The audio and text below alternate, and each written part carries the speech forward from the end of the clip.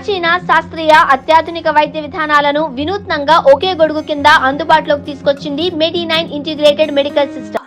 ప్రధానమంత్రి కిసాన్ సమ్మాన్ నిధి యోజన కింద ప్రభుత్వం ప్రతి సంవత్సరం రైతులకు 6,000 రూపాయల ఆర్థిక సాయం అందిస్తుంది.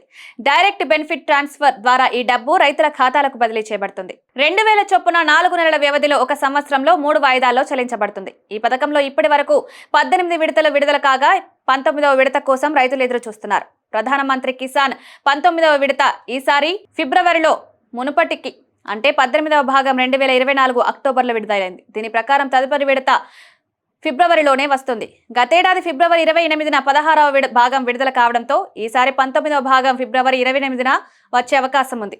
దీనికి సంబంధించి అధికారిక ప్రకటన కేంద్ర వ్యవసాయ మంత్రి నుంచి వచ్చింది.